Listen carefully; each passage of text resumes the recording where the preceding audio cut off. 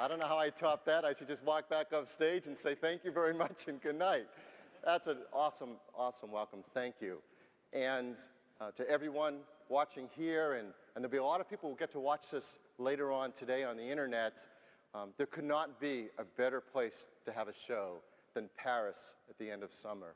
I mean, it's a gorgeous day out there in the city. It's an incredible time, and Apple Expo this year looks to be a huge hit yet again. We have more vendors than we did last year exhibiting at the show, and a big jump up even more in attendance with people pre-registering to be here at the show. So Apple Expo is going to be amazing. And for all those who watch on the internet who can't be here, we can only say we wish you were here, but we're really glad we're here. It's incredible in Paris. Yes.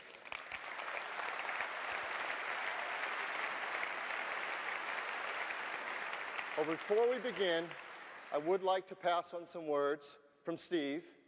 As you know, Steve loves coming to Paris and wishes he could be here. And he asked me to pass along that while he can't be here, I think you all know he's at home recuperating from his successful surgery. And many of us have had a chance to meet with him and check up on him, and he's doing great. And he's really, really coming along well. And as you know, he'll be back at work in September. September can't come soon enough. Yes.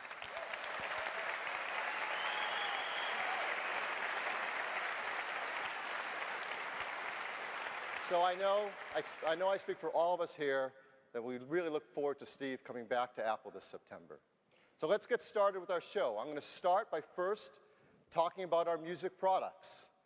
I think you know a few of them. You've probably heard about the iPod by now. Yep, the iPod comes in two amazing models now. The iPod mini, it's 5 GB hard drive and 5 really fun colors, and the all-new 4th generation white iPod. This new iPod has been a huge hit. It's a great new design. It integrates the click wheel from the iPod mini into the white iPod, and it has a lot of great new features, like my favorite, the Shuffle Songs menu, right in the top level of the menu. So with one click, you get access to all your music library randomly. So as you're running along the beach or biking, you can have access to everything on your iPod. And it's hard to believe, but this new iPod design is even slightly thinner than the previous models. Yet it still holds its 20 and 40 GB hard drives and 5,000 to 10,000 songs. And more importantly, it's increased battery life, 50% more battery life to 12 hours. So this great new iPod and the successful iPod mini continues the great success story that is iPod. For example, the market share of the iPod, as measured in the US by NPD, has gone up again, 58%. Now this is the market share of all MP3 players. That's both flash-based and hard drive-based. So while we know there are a lot of music players in the market, more and more customers choose the iPod. And we all know why that is, right? Because it's the best music player in the market. And Apple's innovation really shows in this great product. Well, we're starting what we hope is the beginning of yet another great holiday season. We hope a lot of people find iPods under their Christmas tree. We're going to start the marketing off with a bang by coming out with yet another version of our great Silhouette TV ad. So what I'd like to do is show you the brand new Silhouette TV ad that just started running this weekend, first on MTV. Let's run that new ad.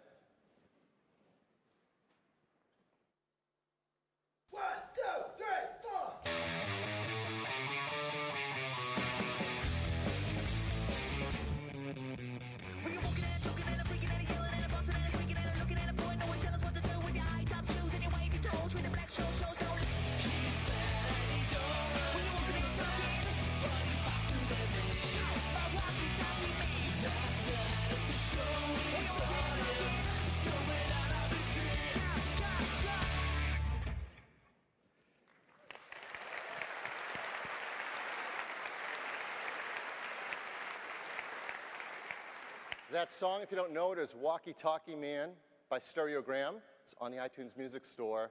And I don't know about you, but I wish I could dance like that. Well, not only is the iPod a great way to carry music around with you, but we've been at work at Apple on all aspects of digital music in our life. The ability to listen to music on our computers with the best software jukebox, the iTunes Music Library, the iPod for carrying around music wherever you go, but also how do you get music around your home? And How do you integrate music in our cars as we're driving around? We're working on all of these aspects, really being at the forefront of digital music in our life. So let's talk more specifically about the home and then the car. Well, in the home, there are many ways to get digital music now around our houses. One of the first and best ways was simply to take an iPod and match it up with a pair of speakers and put those speakers in your den or family room. And one of the first companies to get on board with this idea and understand it was Altec Lansing. I think you know them from some of the great stereo products. Well, they made a great product for the iPod called the in-motion speaker system. You just put your iPod right in it, and now you can listen to music, and you can use it in your home, and you can also take it with you. It folds up to a small package, and it runs off AC as well as DC or battery power. Well, just last week, Altec Lansing announced an all-new version of the in-motion speaker system called the in-motion 3, even more durable and has an infrared remote for controlling the playback on your iPod. They also introduced a second model, the in-motion Mini. It's even smaller. You can pack it up with you and take it wherever you go. These are really great, and kids in particular love taking their iPods around and playing their music on them for their friends. Well, it's such a great business. Others have gotten into it as well. And you're going to see a remarkable array of speakers and products that work with your iPod. Another one introduced just last week comes from a great company, JBL. I'm sure you know about JBL from their speaker products, both consumer and incredible professional products. Well, they have a brand new product called OnStage. This product is a small, just 1 pound speaker system. It has 4 of their cool Odyssey transducers in it. You just plug your iPod or iPod Mini in it. You can set it up anywhere and have great sounding music.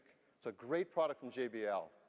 And then this week, another great stereo component company makes stereo products that we all know about, Bose, is introducing another great speaker system to work with your iPod. It's called the Sound Dock. Yeah, isn't that cool? Looks like a great Bose product. There it is from the side. Again, from the front, it's very small. The slide really looks, it's probably about 25 feet big on that slide. But in real life, it's smaller than that. And it gives incredible dynamic range and bass response. So there's just so many good options for customers now. The millions and millions of iPod customers can choose from over 250 third-party products that work with the iPod. And there's a great, healthy ecosystem of products growing around the iPod to help us get music around our homes and around our lives. Well, at Apple, we've also been working on some very innovative products to help you get music around your home. And recently, we introduced Airport Express. And it's starting to get out there, and people are realizing what a cool product this is. Well, first of all, it's a base station, just like the airport base station before it. And if you want to get wireless internet in your home, to get onto broadband via cable or DSL or satellite, this is a great base station to do that. You just plug it in, and now you have wireless access in your house. Even cooler, it's so small that you can just throw it in your bag and take it with you. So when you're traveling around the world, like many of us do, you plug it in at your hotel room, and now you have wireless access in your hotel room as well. And if you want to extend the airport network in your house, this also works automatically with that. You can have a base station already in your home. You add a second Airport Express, and now you have a wider coverage throughout your home. So it's a great base station in many ways. But the really cool thing is what it does with music. It has a stereo jack on the bottom of it. And you plug in your stereo system, analog or digital, optical, stereo. And now around your house, you have a wireless network for music. This is a pretty big breakthrough. So imagine you have a Mac in your bedroom, and you want to stream music to a stereo in your kitchen. Just put an Airport Express there and do that. Or perhaps you have a PC. Yes, some people do have PCs. And we need to get music out of them as well, out of iTunes. You can stream perhaps to your stereo in your living room. So it really is the first successful wireless network for music in your home. And it's so easy to use, which is what you'd expect from Apple. It integrates completely with our great iTunes music software. When you plug in speakers into your Airport Express, a menu automatically shows up in iTunes that lets you access all those speaker systems you set up. And you just pull down to where you want the music to go. You select perhaps your living room or your home theater setup or wherever your speakers are, and the music now gets sent there wirelessly from iTunes. So that integration of software and hardware that Apple's renowned for is just a tremendous, simple solution for our customers with Airport Express and iTunes. So that's the new Airport Express, and it's one of the coolest ways to get music around your home and in your life. Well, the other area I mentioned was the car. We're just at the beginning of a really big revolution of integrating the iPod with cars. And who better to start that with than with BMW? BMW is a great company that also understands innovative products. And we've been working with them on the first true seamless integration of the iPod and an automobile. So for example, today, what you would have to do in your car to get music through your car stereo, and a lot of us all do this, is we, for example, buy a cassette adapter and you plug it in to the headphone jack of your iPod. Then you get an AC adapter that plugs into your cigarette lighter and plug that in to keep charging your iPod. And now you have music wherever you go. It's not the ideal driving experience, but it's music at least in your car. Well, what we really want is for it to look like this. And that's what you can do with the iPod adapter from BMW. You can use the iPod in your car and yet have the gorgeous environment you want. So where is the iPod? Well, it's in the glove box. There's a single cable there that plugs right into the connector on the bottom of the iPod. And over that connector, you get great quality stereo audio. You get power charging your iPod. It's even smart enough to deactivate the buttons in the iPod so nothing in your glove box accidentally bumps it and changes your music when you don't want it to. Just close up your glove box, and you get driving. So maybe you're racing down the Autobahn at 200 kilometers per hour, blowing somebody by, and you want to crank up the tunes. You can do it right on your steering wheel. Sounds like fun to me. Of course, you can also control it from the stereo head unit in your car.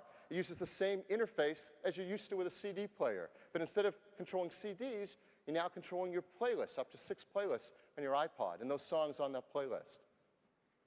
That's just a little bit about the things we're doing to not only make great iPods, but to make digital music part of our life all around our house.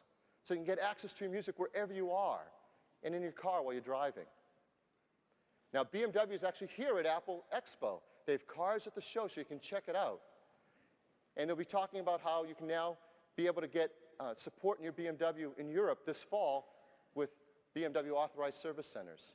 So it's starting to come to Europe as well. Let's talk about the music store. Along with having a great jukebox and a great iPod, what's really brought this all together and made sense for all of us is the ability to finally, legally buy music on the internet through the iTunes Music Store, the first successful music store. Well, as you know, we started this in the US. In the US, we've built a library of over 1 million songs that customers can purchase and download. And recently this summer, we announced that we've passed the 100 million song mark for songs sold. Something never done before, a major milestone. Yes.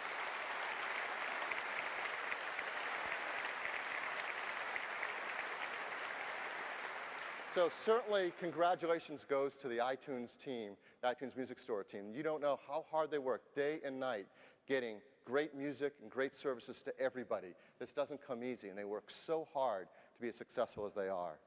And it shows in our market share. We're not the only music store that customers can buy music from, but we're the best music store. And that's why so many people choose to buy music on iTunes, because we work hardest and deliver the best music experience. Well, based on customer demand, of course, we had to bring it to Europe. Customers over here really asked us to bring the iTunes Music Store, and we started this year. We started first in the UK, France, and Germany. And as you know, we've built a library in Europe of over 700,000 songs, and we're investing a lot in that and growing it every day. We have a lot of great music from the 5 majors, as well as increasingly from dozens and dozens of independent music companies. Great bands like, with exclusive content like Bond, Maroon 5, and Schiller. Yeah. Yes. Yeah. Yeah. Great band. Well, I'm sure you've heard some of the results of that. In the first week, we sold over 800,000 songs in those 3 countries. And that was a big accomplishment. That was 16 times the closest competitor. As I said, there were already music stores in Europe, none as great as the iTunes Music Store. So how have we done since then, you might be wondering. It's been 10 weeks since we introduced that music store in the UK, France, and Germany. And in that time, I'm happy to announce we've sold 5 million songs.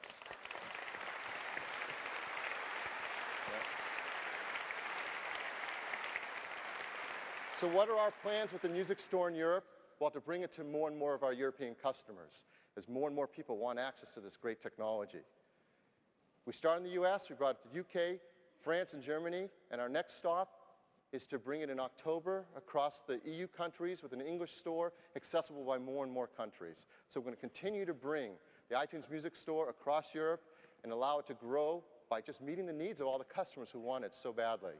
So that's an update on our music products on the iPod and the iTunes Music Store and what a great success they are. And we continue to work hard and innovate in this space like no one else.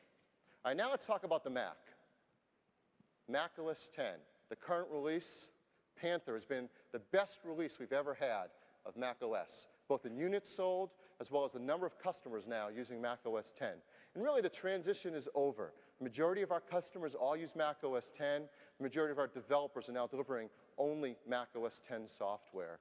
And there are great software applications available. Over 12,000 native applications and growing every day on Mac OS X. And as you go through the show here in Paris at Apple Expo, you're going to see more and more new products that are available and being announced here at the show.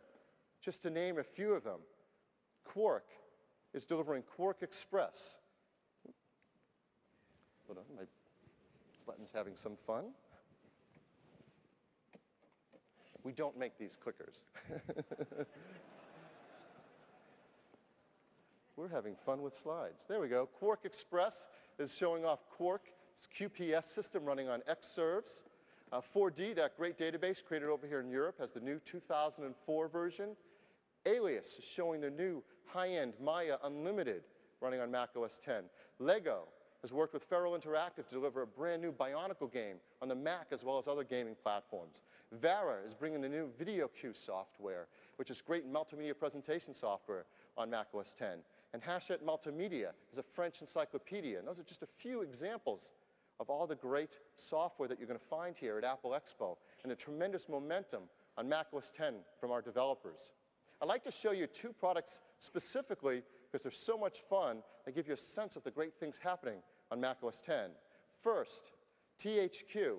They're a game developer working with a really major fun movie studio who's launching a new movie, and they have a killer game coming out on the Mac tying in with that movie. I'd like to introduce Shiraz Akmal. He's the Director of Development for THQ. Shiraz?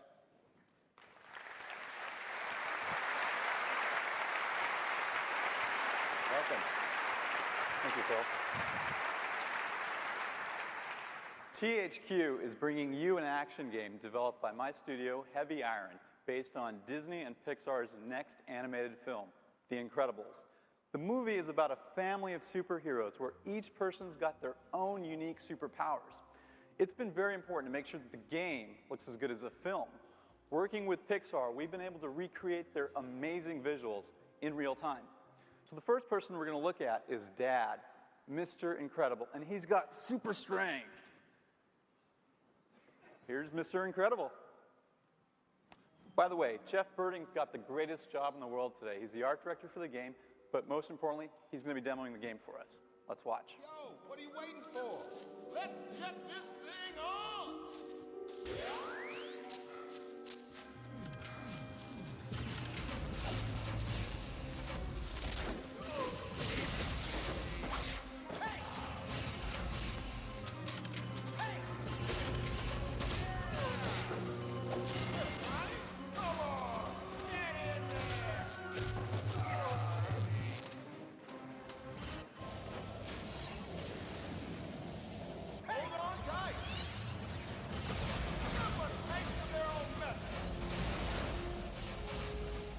Using OpenGL, we've created effects like atmospheric lighting and interactive environments. All of this adds up to creating a truly immersive cinematic experience. This is awesome. Nice job, Jeff. So now I've got a worldwide exclusive for you. For the first time ever, we're going to show you a character in action that nobody's ever seen before. He is the son of Mr. Incredible. His name is Dash. Can you guess what his superpower is? Super speed. Here's Dash. You like that? Along with the amazing graphics, we've spent just as much time on something equally as important. That's right, the sound. The game offers a fully orchestrated soundtrack, and through the use of core audio, we support true multi-channel surround sound, putting you, the player, in the middle of the action. Let's listen.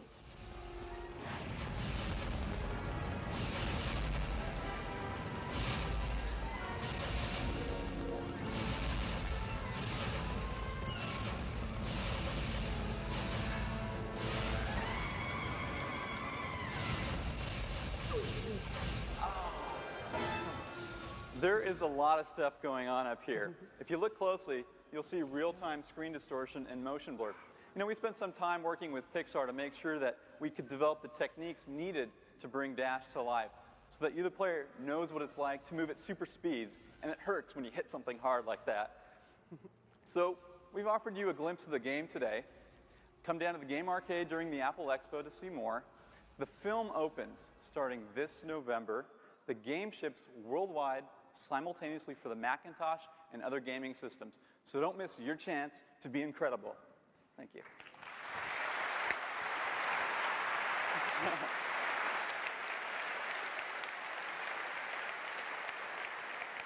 Thanks, Shiraz. But that's just one example of a lot of the great work that's going on in gaming on the Mac platform. We're seeing just so many great games starting to come out simultaneous on Mac as well as other platforms.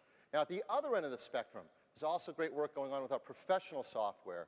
And more we're seeing true breakthrough products, innovations in professional softwares for graphics and imaging and 3D content creation, which is the Mac's strength. And so you're probably wondering the kind of tools game developers use to create environments like those games. What I'd like to show you next is a product from Luxology that is perfect for 3D modeling environments, and it's really a great product that screams on the Mac platform.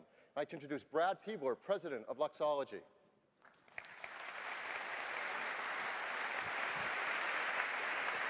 Welcome, Brad. Thanks, Phil. 3D graphics have become a part of our daily lives, whether you realize it or not.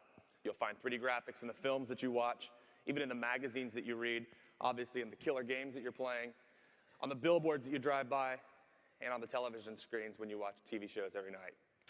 Because of this explosion in the need for content creation, Luxology knew that artists were ready for a next-generation tool, and so we built Moto from the ground up to take advantage of advanced technologies in operating systems like OS X. Let's take a look at Moto. Now, Moto is a subdivision surface modeling engine, which means we can start with something very simple like this and start to subdivide it, turn it into clay, massage it, and because we've made this application from the ground up, we've embedded certain enabling technologies, such as Quartz Extreme, so we get a very fluid and beautiful interface.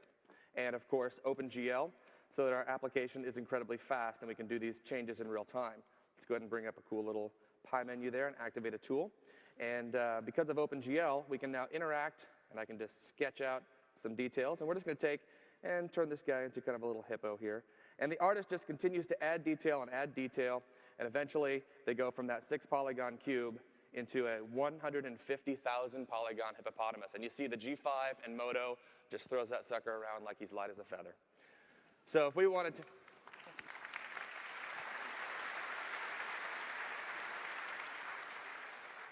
But if you've ever worked with clients, and we've all worked with clients, you know they want change. And so, of course, Phil's going to tell me, you know, we like the hippo, but can you make him a little more aggressive? And on a lesser system, that would be a real problem. But of course, with this machine and Moto, it's not a problem at all. We can come in here, and even on this 150,000 polygon hippo, I can just go ahead and grab and drag in real time. So now we've got the hippo, but of course, we know how clients are, and they always want more change. So Phil calls me the next day, and he says, too aggressive. We're going to France. Make it a little happier. Let's make him a little friendly. So how do we make this guy friendly? Well, fortunately, Moto has a embedded morphing ability. So what I'm going to do here is just activate a tool and just click and drag, and you can see, there we go. So what I'm doing here is I've built a morph target, and I can just blend between it. That's editing all 150,000 vertices simultaneously in real time on the G5 with Moto. That's super speed.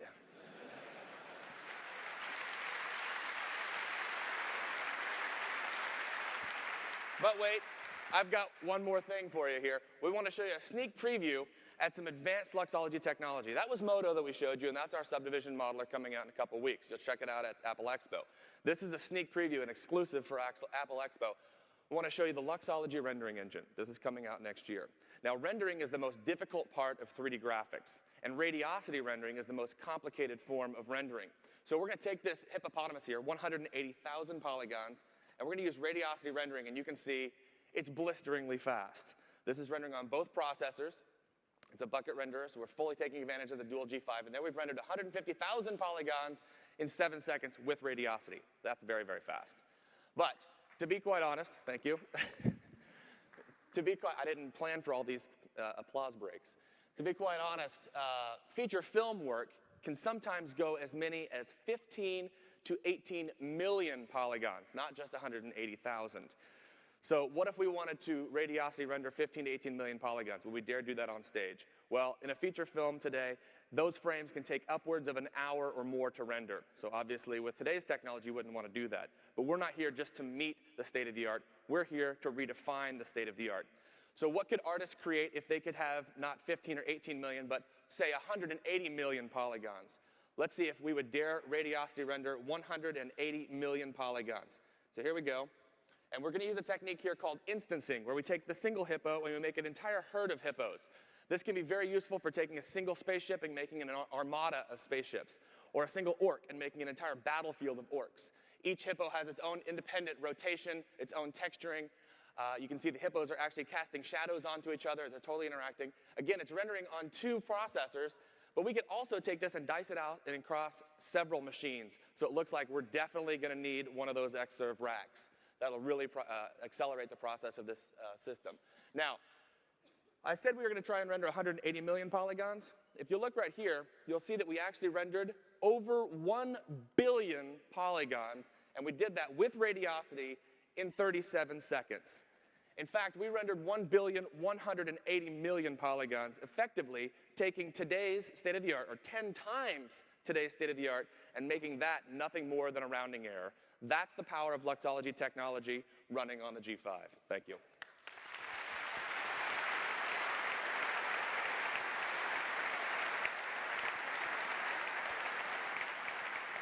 Thank you, Brad. So there's a tremendous amount of great software and applications happening on Panther on Mac OS X. A lot of it here at the show at Apple Expo. There's just a tremendous amount to see. In addition to all of these great applications, we have a really wonderful application group at Apple as well that's working very hard on breakthrough applications that really give unique advantage to the Macintosh platform, the kind of software that have never before been seen on any personal computer, and really take advantage of all the state-of-the-art technologies we're building into the Mac. We have the latest of those applications that's recently come out from our applications group, and it's called Motion. Motion is a motion graphics application like none that have come before it. It's just starting to get out in people's hands, and everyone's realizing what an incredible breakthrough and innovative application this is. It's got a very simple and approachable interface. So you can create motion graphics and animations, whether you're working on a keynote presentation, you want to add that extra spice and excitement to it, or all the way up to working on broadcast video editing in Final Cut Pro, and you want to create incredible animations. It scales for all of that, yet an easy-to-use, approachable interface like Final Cut. And like a lot of our professional application software, it's designed to really get the most performance out of the latest Apple systems. Here we have the fastest Mac Apple's ever made, the new dual 2.5 gigahertz Power Mac G5. And Motion's really designed to take all the performance out of that and give you an incredible experience. It's also designed for the amazing graphic cards that now come in our hardware from ATI and NVIDIA, use programmable graphics chips. And it really takes advantage of that incredible 30-inch cinema display with over 4 million pixels. And it takes incredible advantage of Mac OS X and its Quartz Extreme imaging engine and OpenGL 3D environment. Well, as I said, it's just starting to get out there, and reviewers are starting to get their hands on it and use it to understand how cool this is. For example, Macworld magazine is coming out here at the show with their latest edition, and this is what they had to say in their review of Motion. It is the biggest advance in motion graphics in nearly a decade. And that's incredible praise. I think you're going to hear more and more about this. But why are they so excited? Well, with Motion, you get real-time design. And that's a big breakthrough in a personal computer, real-time motion graphics design with over 90 accelerated filters and effects. And one of the cool things is you can animate using behaviors, a behavioral animation system. So instead of animating an object and say, well, move it from here to there, and going through that tedious process, you instead apply a behavior to your object and say, I'd like this thing to move in this direction, or to have gravity. And a very advanced professional tool called a particle system. This is the way you'll generate advanced animation effects like rain, or fog, or fire. And as you would expect from Apple, Motion integrates seamlessly with Final Cut Pro and DVD Studio Pro. So anyone who uses Final Cut Pro really needs to get their hands on Motion and see what it can add to the video editing projects. But rather than just talk about it, we'd like to show it to you. And I'd like to bring up Joseph Lanaski, who works for our professional applications team as a technical marketing manager, to show you motion in action. Joseph?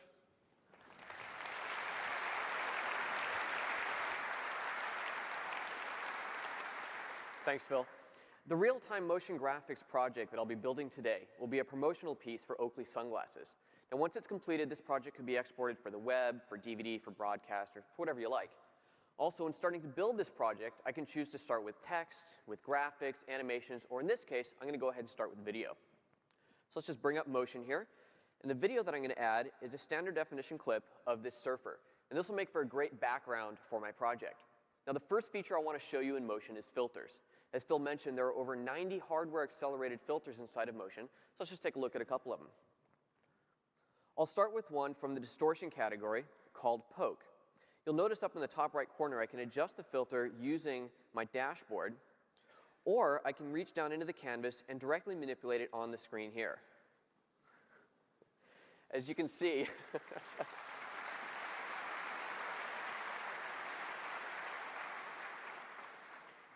that real-time distortion is just incredibly smooth and fluid. Let's take a look at another one here. Back to the filter category, this time from tiling, I'll choose Kaleidoscope, which turns my video into a real-time kaleidoscope that I can manipulate, add handles to, simply just drag around on screen again, all in real time. Just a couple of dramatic filters there. Let's go ahead and build up a couple to actually keep onto this project. The next one will be from the Glow category, and it's called Bloom. As you can see, it does this fantastic job of blowing out the highlights in a really interesting way on this shot. And on top of that, I'll add one from color correction called Saturate, which just super saturates the image, giving me this kind of hyper-real look. So this is going to be a great background for my project. Now, motion, of course, is all about motion graphics. So the next thing I'd like to do is to take a graphic and make it move. The graphic I'll be working with is this picture of these sunglasses called the Juliets from Oakley. And let's just scale this down so it fits on the canvas. And to make this move, I'm going to use something called behaviors. Now, behaviors are by far the coolest feature inside of motion. Behaviors simulate natural motion like wind or gravity or bounce, and I can just drag and drop these behaviors onto my project. So I'll start with something really simple. Into the library here, if I look at my behaviors, I have one called Throw. I'll drag and drop Throw onto the glasses, and then using the dashboard, I can literally throw the object around the screen wherever I want. The longer the arrow, the faster the object moves, and the shorter the arrow, the slower it moves. If I don't like it, simply hit delete. Now I'll add a grow shrink onto it, and just grow that up a little bit over time, so you can see how the glasses are increasing in size. And then on top of that, I'll add a spin effect. So now we have the glasses growing and spinning. So a pretty good combination of effects here, but the obvious problem that we have is that we can no longer see the surfer. Well, some of you may have noticed when I dragged the glasses on there that they were actually a multi-layered Photoshop file. And motion honors those layers. So now I can go in here and simply select the lens layer and drop the opacity down on that.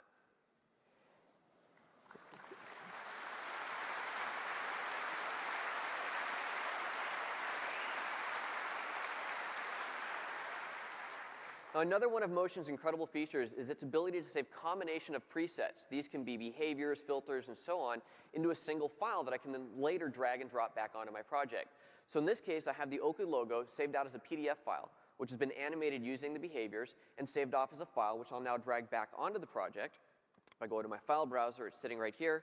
I'll just put it up here in the top left corner like that. And as you can see, as it loops back from the start, it's already animated. So the project's looking pretty good, but it does need a final bit of pizzazz to it, a little bit of extra punch. And for that, I'm going to rely on the particle effects. There are over 100 predefined particle effects inside of motion, and you can completely customize those however you like. You can also start from scratch and build your own from basically anything. Well, in this case, let's just go ahead and take a quick look at a couple of the presets.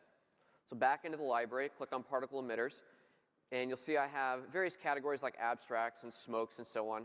This category is called sparkles, and you can see I can preview that up here in the top left corner. And if I wanted to take one and try it out on my project, I can simply drag and drop it on. It'll load up, and as soon as it's loaded, it'll start to play back for me.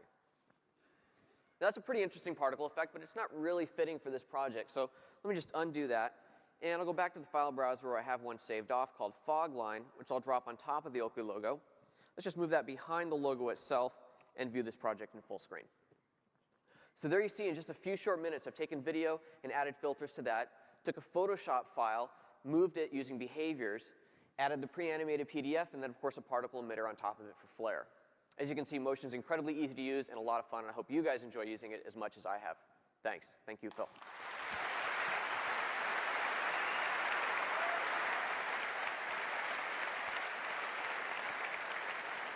Thank you, Joseph. And so that's a glimpse of just a little bit of the power inside this incredible application called Motion. It's truly an innovative breakthrough in motion graphics. And it's a wide set of applications to so many of our customers. So we decided when we launched Motion to price it very aggressively. Many in the motion graphics industry can't believe we priced it so affordably, but we want to get this power into the hands of a lot of our customers.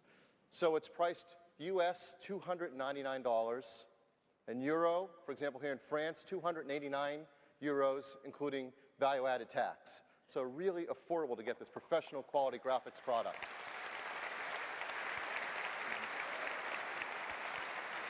And it is available now, so I urge you to all get your hands on it and give it a try. It's just remarkable. Now, if you want to save even more money, we have another way to get it. We've come out with a new product called our Production Suite. And the Production Suite includes many of our professional applications, not only Motion, but Final Cut Pro, DVD Studio Pro, Soundtrack, Cinema Tools, Live Type, and more, all in one box for $12.99 US, or again, in France, €13.99 euros, including value-added tax. So that's also available and a great way to get your hands on a lot of Apple's Pro products that all work seamlessly together. So that's a little bit of some of the software and the things that are happening on macOS 10, some of the great applications and tools you can see walking around Apple Expo, and it's never been a better time to be a Mac user with all the great software and solutions. Now's the point in the presentation where we start to look to the future.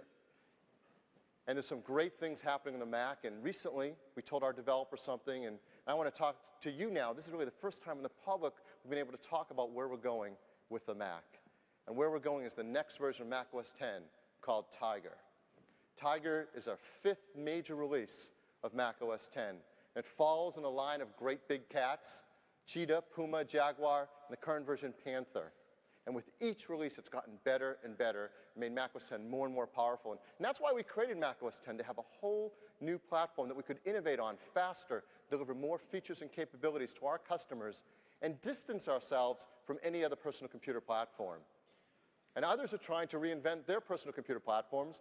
Microsoft has something called Longhorn, and the dates seem to be changed, so I don't even want to say how much we're ahead of Longhorn now, because I don't know if anyone can tell. Now, Tiger has an incredible array of new features, over 150 new features. Of course, we always start by talking about the Unix capabilities of macOS 10, because it's so easy to use, people forget that this is a real, honest-to-goodness, hardcore Unix underneath the hood. In fact, it's the best Unix on any desktop or notebook computer. The #1 feature requested by our professional customers as a Unix platform is to enhance the 64-bit capabilities of macOS 10. We started that in Panther, and we continue it in Tiger. A lot of technical, really powerful things like 64-bit for any process and 64-bit system libraries. But what it means to all of us as users and customers of the system is that developers can create the next generation 64-bit applications, and our existing 32-bit software runs right alongside it, transparently, seamlessly together, with no loss in performance or compatibility. So the reliability of all of your existing software and a future for 64-bit applications built into the platform. That's what Tiger delivers on. We also know with macOS 10 we have to fit into a Windows world. They're out there. They're all around us. And we have to fit in. And with each release of macOS 10, we've added more and more capabilities to make that a seamless experience for our customers. We continue that in Tiger. For example, you probably know that SMB is the technology used to connect to Windows servers and clients. Well, we've increased the performance of SMB support and added the ability to support home directories on SMB servers for enterprise customers. And other things for enterprises too, like more advanced authentication services like Kerberos shared between Mac and Windows clients. And to be able to create richer emails using standard HTML composition for sharing with Windows customers. And a lot of little attention to detail, like you may not realize that the built-in word processor in macOS 10 TextEdit has the ability already to open Word files. Well, now with Tiger, we've added support for Word files that have tables included in them. So many touches to make the integration in a Windows world easier for macOS 10 customer. But macOS 10 isn't just about fitting in. It's about standing out with innovative new features. And both we and Microsoft are talking about the next great thing in an operating system, and that's search. Search is the next big revolution in personal computer operating systems. And again, we know where we're going in macOS 10 and Tiger. We have a clear vision. It seems like there's some turmoil on the other side of where they're going, and so again, no need to tease them here for their problems. They can't figure it out, but what we have is an amazing solution. And so why do we care? Well, it used to be really easy. You would create a folder, you put a file in it, and you know where it is. But more and more with these 20 and 30 and 40 gigabyte systems with thousands and thousands of files, it's becoming harder and harder to find our documents on our system. A lot of people joke or complain that it's actually easier to go onto Google and search the internet for a site out of 1 billion sites and find it in a second than it is to find something in your own hard drive. Right? Well, we've got to solve that. That's not okay. So we've been hard at work at the technology to solve that problem. The easier thing was figuring out how to create an underlying system that can find something really fast. The hard thing was to figure out how to make that easy to use. And as we thought about it and worked on it, it became apparent to us that we already had an answer. We solved this in iTunes. In iTunes, we created a system where you can have thousands and thousands of songs, but you just start to type in a few letters of what you want, and instantly you find it. And it doesn't matter what you're typing in, an artist name, a song title, the name of an album, a genre. You just start typing, and iTunes finds what you want in a split second. The more you type, the more refined your search. That's how search should work on a personal computer. So that's what we set out to do, to build that kind of technology in at the system level and help your entire personal computer experience. So search is the next major feature of Tiger, the most important breakthrough feature, and we call it Spotlight. And Spotlight is going to make a lot of things we need to do every day really easy.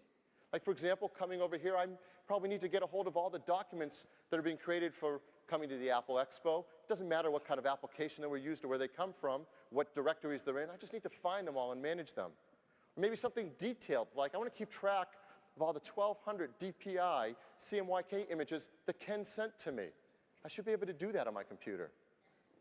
Or something as broad as, I just want to track everything on my computer about Bertrand. I want to know his contact information, email messages we've exchanged, meetings we have coming up. I want that all to work together.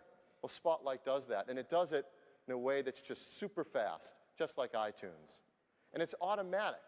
It works with standard file formats, like MPEGs and JPEGs, and MPEG movies and MP3 music files, and all the things that you're used to just work within Spotlight. And developers who create new file formats can extend it and make sure they work with Spotlight. It works with your current applications and documents. You don't have to upgrade your apps. You don't have to change your documents. They'll now work with Spotlight. And it finds both content, the things you have in your document, like words you type in a letter, as well as the metadata or information about the document, like who sent it to you or when did you last look at it. So we're building Spotlight into the system. We're building it into work in the Finder, as well as many of the system applications we all use. We're building Spotlight to work with your address book and your preferences, and Mail, and iChat, and iCal. Make it all work together, make our personal computer experience much better. So let me go over to a system here and give you a demo of Spotlight right now. So here I am in macOS 10 in Tiger. Now, this is the first time we've shown this publicly, so we'll keep our fingers crossed that the demo guards are with us and that everything works as promised. This is a system that's not only got Tiger on it, it's packed full of files. We've got over 100,000 files on this system. And we'll start just like we're used to working on macOS 10 today. I open up my Finder, and I have a search field. Well, that's not new, and I can type in anything. Like I type in the word toy, and unlike today, instantly files come back. But that's sort of like I'm used to. I see a lot of files that have toy in the name. Well, that's not so advanced. Let me do something different. Let me type in something like Pixar. And now I get instantly more results. Here's over 50 files that showed up when I typed in Pixar. But if you look at those files, I don't see Pixar in the name anywhere. Where did that come from? Well, let me open up one of them. Here's a Finding Nemo trailer. And sure enough, it is Finding Nemo. As I look through it, it's the Finding Nemo trailer. Let me get information on this movie. Well, look at there, right in the copyright information, it says copyright 2003 Disney and Pixar.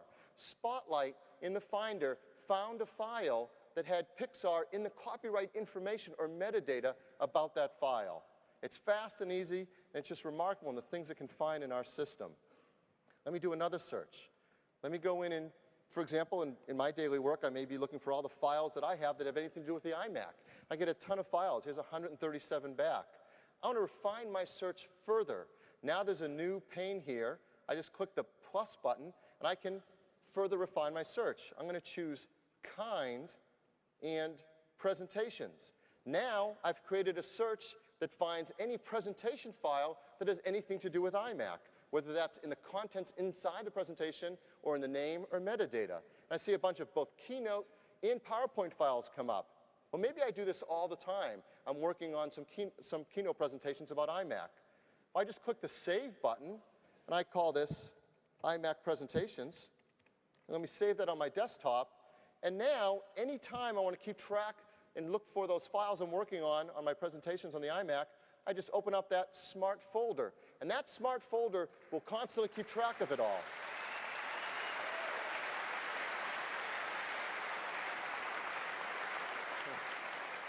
Now, I have a couple other examples of smart folders here in the desktop just to show you how powerful they are. I have one called Files from Ken. This is a folder that notices any file that Ken sends me and keeps track of it no matter where it goes on my system. So now if Ken and I are working on a project together, I don't have to reorganize all my files. I can just find the ones from Ken, and the smart folder will keep track of them for me.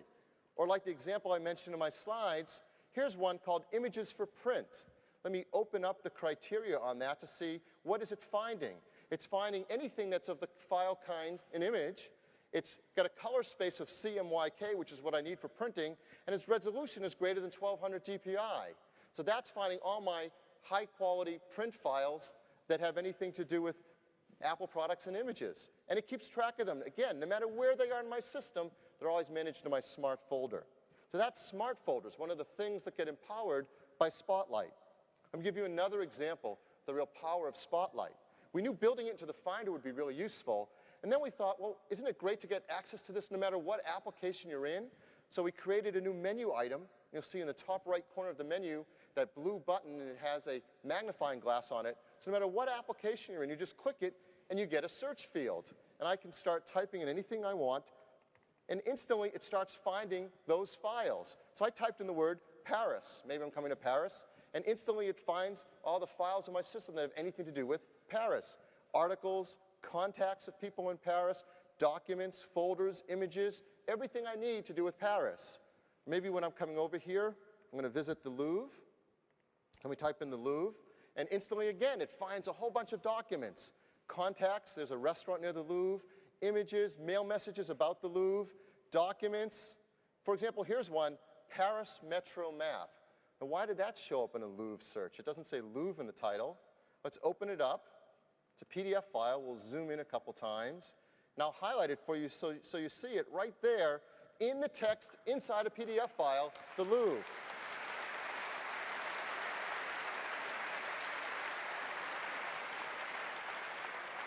So you can get access to this Spotlight menu anytime you're in any application, and it gives you the most frequent and the top-ranking things that show up for the Louvre.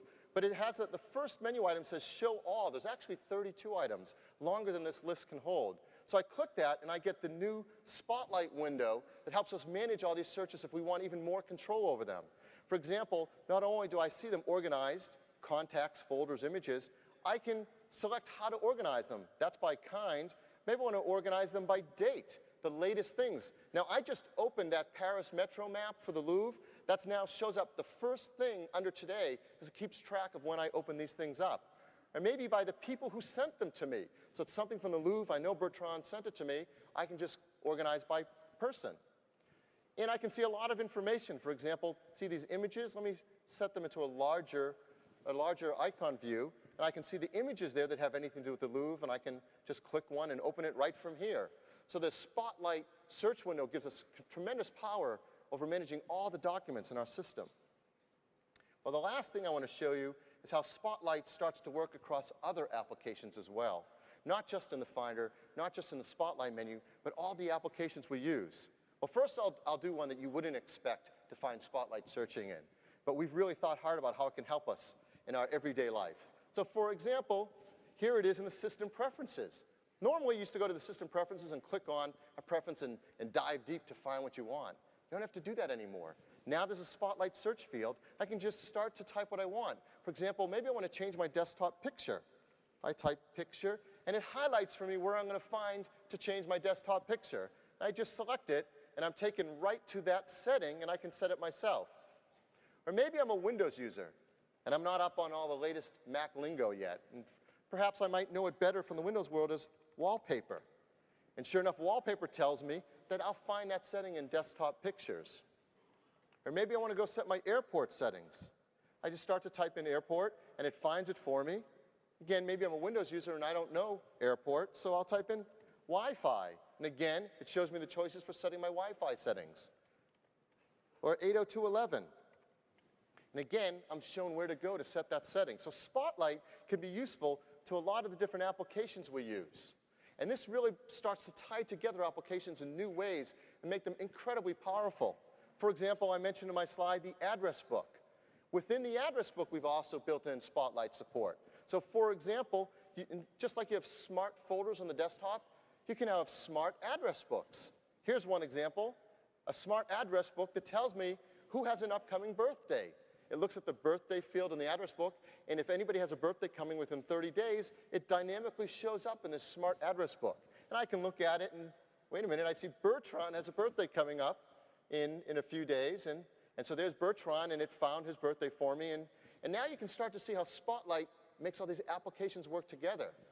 There's a new choice where if I can click on Bertrand's name, it says perform a search with Spotlight on this person. And up pops my Spotlight search window, and it shows me instant messaging.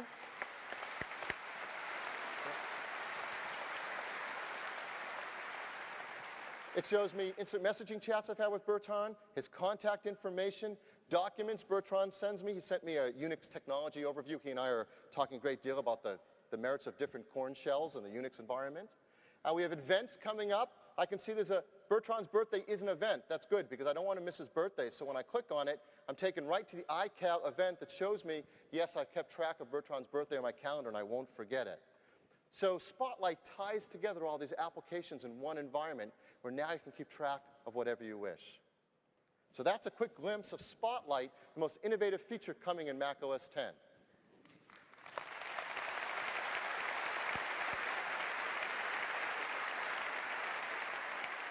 And I hope with that just few minutes of demonstration, you see why we're so excited about how Spotlight is going to change how we work with a personal computer and make our lives just so much more pleasurable. All right, now let's talk about rich media, something the Mac is also known for. We've always been at the cutting edge of the latest and greatest audio and video formats and open standards. And there's a new one coming. If you haven't heard about it, this is really exciting. It's called H.264.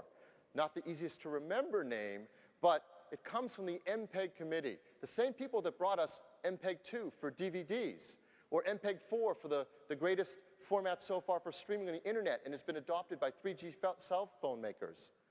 Well, H.264 is the next great video standard from MPEG, and it's been ratified as a standard for the next generation high-definition DVDs.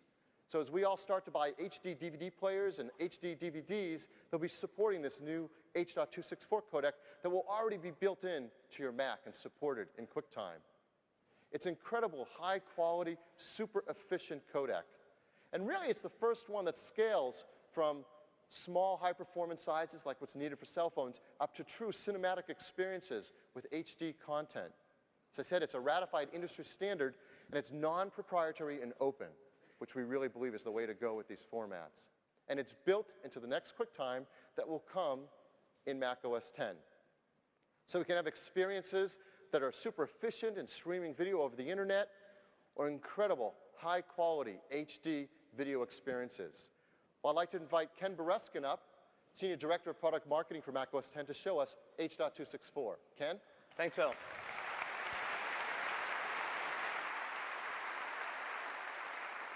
Good morning. I'm thrilled to be here to show you the latest and coolest new video technology. As Phil mentioned, the remarkable thing about H.264 is its incredible efficiency. What that means is, over the same bandwidth, the same data rate, the same file size, we're able to deliver 4 times the resolution. That's 4 times as many pixels per frame with H.264 compared to today's technology. So let's check it out. On this system here, we took some content from the upcoming film Phantom of the Opera, and we encoded it twice. First, in this window at the bottom right of the screen, we've encoded it with today's state-of-the-art codec, MPEG-4. Data rate is 1.5 megabits per second. We've also encoded this content using the brand new H.264 at the exact same data rate of 1.5 megabits per second. You can see already that it's got 4 times as many pixels per frame compared to MPEG-4. The quality is incredible. Let me start both of them playing simultaneously, and you can judge for yourself.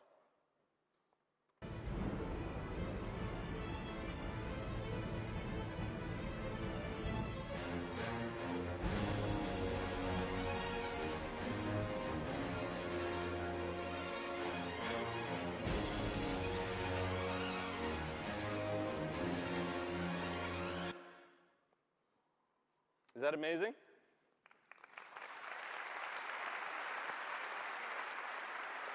But just wait, just wait.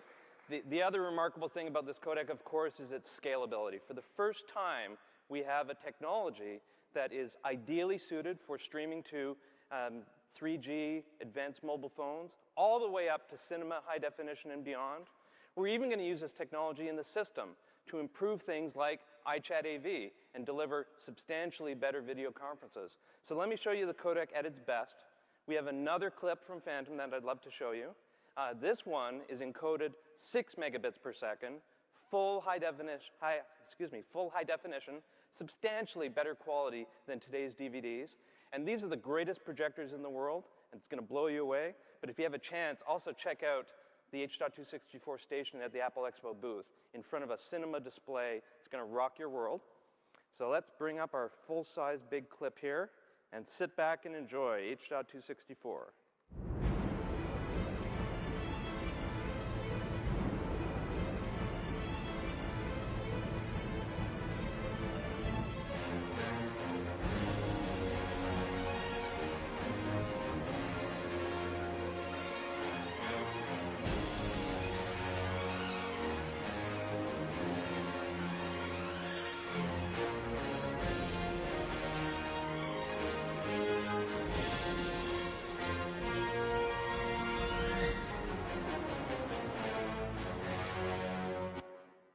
That's amazing.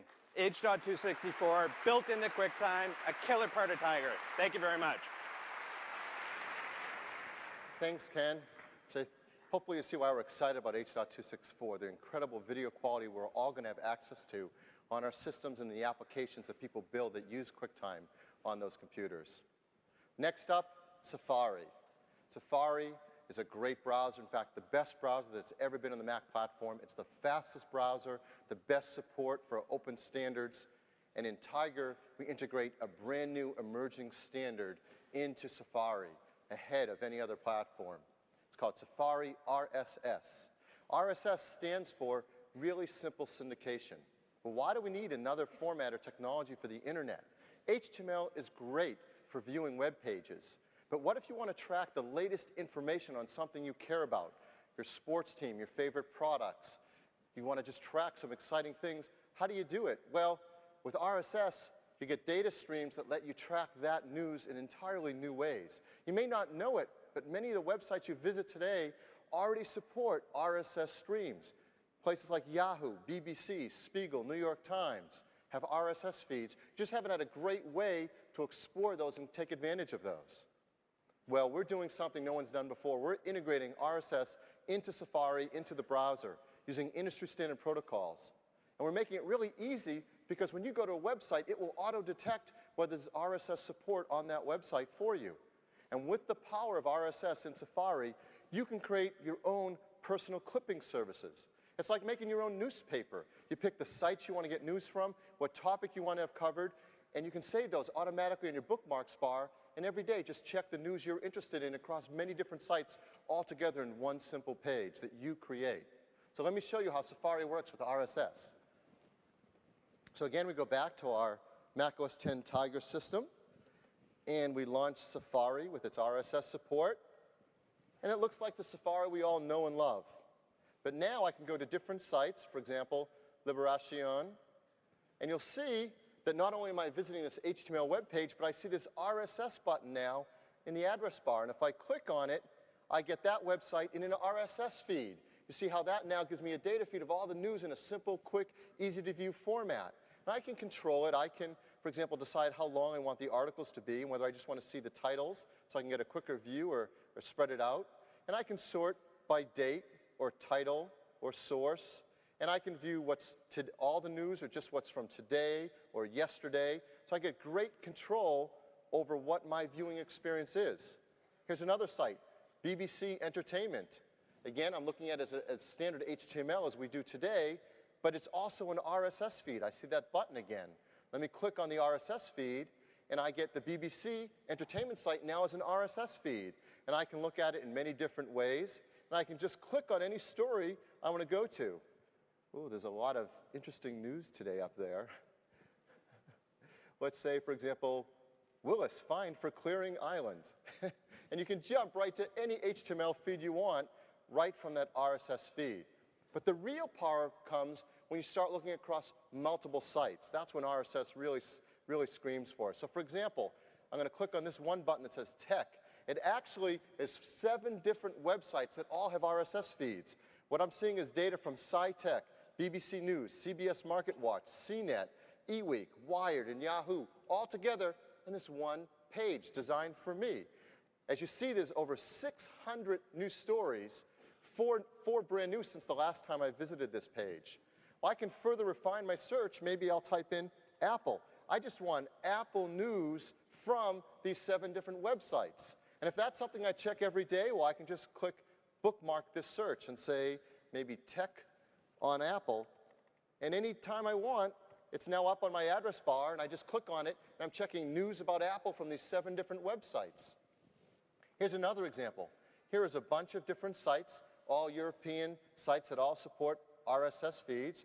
I click on them, and I get one view across all those sites, 846 stories. I can, of course, look at the newest stories. Again, refine my search. Maybe I start to type in Olympics, and I see, oh, 55 stories on the Olympics. I can save that. Again, why is this better than what we have today? Well, for example, if you go to Google and you type in Olympics, you get results from over 11,700,000 sites. And it's organized in the ways you need to find a web page. If I want to find the Olympics website, that's a great place to do it. If I want to find the history of the Olympics, this is a great way to search. But if I want to find today's news about the Olympics, RSS now gives me that view across the sites I want to get a view into and on the news I want to have. I'll give you one last example. iTunes also has a number of RSS feeds. So for example, I'm now seeing the RSS feeds for the top 10 songs as compiled daily on the iTunes Music site, and I can scroll through it and see what the top 10 songs are. If I click one, I don't just go to a page, I go right into iTunes, into the music store, to that song that's the number 2 song of the day. It's Songs About Jane from Maroon. Let me just start playing that.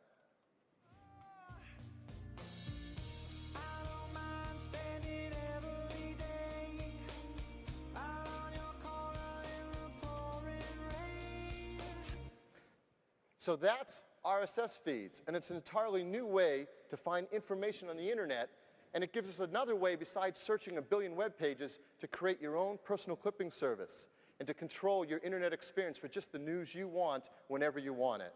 And we're really excited about Safari and how RSS makes our internet experience yet even better using the latest standards. For the next feature, yep.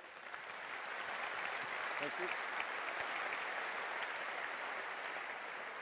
Well, the next feature in Tiger that we want to show you is called Dashboard. You can think of Dashboard as expose for widgets. You know what expose is? It's that great technology in the current version of macOS 10 Panther that automatically arranges all your windows that you're working on for you. What Dashboard does is use similar graphics technology to now arrange the accessories you use on top of those windows. So for example, maybe you're busy at work, you're surfing the web, you're composing an email, you're having an instant messaging chat, you're listening to some music, you're really busy. And then you need to get access to something quickly. Maybe an address in your address book, maybe a meeting coming up, Maybe you just want to get a handle on the calculator and calculate something quickly. With one press of a button, another layer comes in with all your favorite accessories as you set it up. You do what you need, you click and they go away, and you're back to work again without having to rearrange and move all your windows around. And that's the power of it. These accessories or widgets instantly appear when you need them and disappear when you don't need them. And they're made up of many of your favorite accessories we use every day. And there are web widgets that help us find information on the web. And third parties are starting already to create widgets, so there'll be a marketplace of cool accessories and widgets we can all get. So let me show you how Dashboard works on Tiger. So back to our Tiger system. Let me create a little bit of my work environment. Maybe I'm surfing the web with Safari RSS. Maybe I'm composing some cool HTML emails to send to my friends. And I decide, oh, I'm about to head to Paris. I need to check on a few things before I go. But rather than move these windows around, I just hit one key, and my dashboard layer comes in. It's that easy. One key and it goes away. And let me bring it in what we call Steve's feature, slow-mo. Yes, very cool. And so these are some of the accessories I'll use every day. So for example, I'm going to Paris. I may need to keep track of the time. Well, there's my clock in San Francisco. Let me set up a second clock, bring that in. Let me flip it around and change its settings. I want to set it for Europe. And I'll be in Paris. Lucky me. And here we are. Now we're seeing time in San Francisco and Paris. And of course, the clock face is telling us where it's day and where it's night. And as I'm going to Paris, some other things I might need to do. I'm going to do some shopping while I'm over here on the Champs-Élysées. So let me get up my currency converter. I can figure out how much money I have to spend, my budget. Now this is a web widget because it's going to check the current exchange rates on the internet. So I'm going to spend a lot. Maybe I'm going to spend $100 shopping on the Champs-Élysées. And oops, I'm only going to get 82 euros. I might need to raise that. Maybe I'll splurge and take 150 euros with me. And I want to check some things. I've got some translations here. I can bring up, again, a web tool that helps me translate from one language to another, maybe from English to French. I can never remember what French fries are called in Europe. They taste better here, but I don't know the name. Ah, pommes frites, that's it, yes.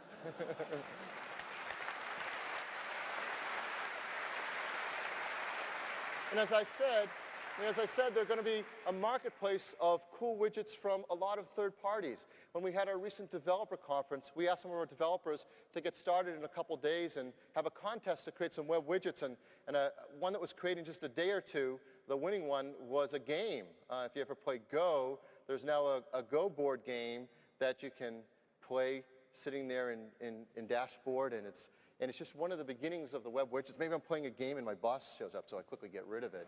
It doesn't find me. So that's Dashboard. And it's a great new way to have access to all your favorite accessories and yet maintain just how you like to leave your work environment set up.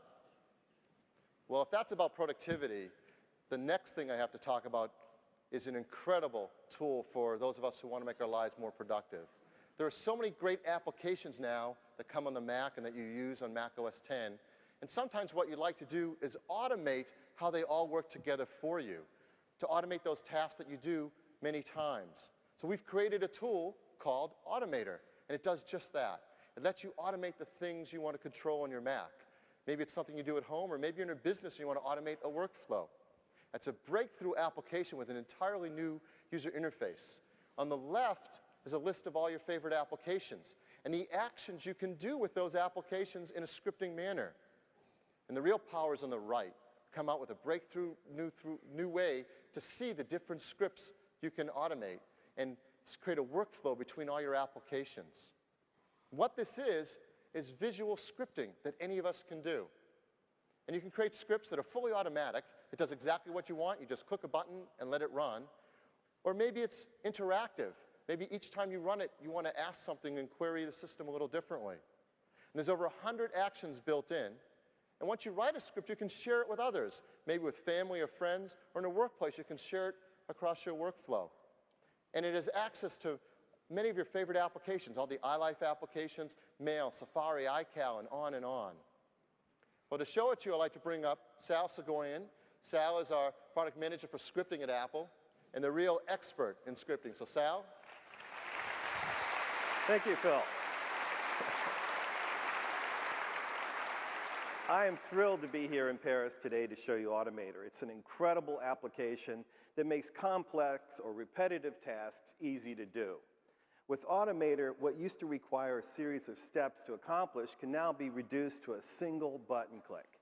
It's made my life easier, and I'm sure it's going to make your life easier too. Let me show you an example. Every year around the holiday time, I use iLife to create a DVD of slideshows containing images that are sent to me by my family members over the last year. Now, the images in this slideshow are probably sent to me via email, like this one here from my sister-in-law, Christine, who's showing me new pictures of her baby. I save all of those photos to my computer over the year, and I put them in folders like this one here, family images.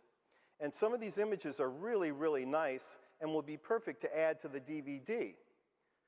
But to do that requires a multi-step process. First of all, I have to find all the images on my computer for a certain family member. Then I have to make a new album in iPhoto and add those images into the album, and then take those images and put them into my iDVD project. Now, if you come from a large Armenian family like mine, that can take some time. But Automator's made this whole process very easy for me. Let me show you how. I'm going to open up Automator, and as Phil showed, this is the Automator interface. This is the Automator window, and it's very easy to use. On the left-hand side here are a list of all the applications on your computer that you can automate. And when you click on an application like iTunes, the actions related to that application, or the things you can do or automate, appear here on this list. When I click one of those actions, a description about it appears here. Now, I can use Automator in this window to automate the entire process of me adding these photos to a DVD. So the first step is for me to find those pictures. And as Phil just showed you, there is no better technology in the world than Spotlight for finding the photos no matter where they are on your computer. Automator and Spotlight work hand in hand, just like this. I'm going to click the Finder and then choose the Spotlight search action. I'll take that action and drag it into this area, which is my workflow area. When I release the mouse button, the settings window for that action automatically appears. And in this settings window, I can choose where I want to search on my computer, in certain folders or everywhere. And I can even determine some of the search parameters. Do I want to search by name, by content, or from? Yes, in this particular case, I want to find all the photos that were sent to me by my uncle Alec Abashan. So I'll type his last name in here. And I can preview the search by clicking this button. And you can see that instantly Spotlight went out and found all the images on my hard drive. So this action finds items and then takes the list of items that it's found and passes them to the next action. So my next step in the process is to add those images to iPhoto. I click the iPhoto button over here, and then the first action in the list is called Import Images into iPhoto. I drag that into my workflow area and let go. And instantly you can see up here that there's a connection made between these two actions. They sense each other's presence. And this connection's made so that the result of the first action is automatically passed to the second one to use. In this case, the Spotlight search will find the images and then pass them to the second action, which will then take them, make a new album, and add them into iPhoto. This third step in my workflow is to take the images that I added to iPhoto and put them into iDVD. To do that, I click the iDVD button, and then I choose the action New iDVD Slideshow, drag that out into my workflow area, and let go. Again, you can see that this connection's made so that the results of the previous action are passed to this action as well. And I can set any kind of parameter, including background audio. So I'll go to one of my playlists here and pick a little piano. Oh, that's nice. So I'll choose that as the background for my slideshow. And then as my transition, I'll choose a dissolve. So there's my workflow, the 3 steps. Find the photos from a particular relative, put them into iPhoto, and then add them into my iDVD project. Now all I have to do is click the Run button here at the top of the screen, and the action's instantly performed. The spotlight search was done, the photos have been added into iPhoto, and then instantly a new slideshow is added into iDVD.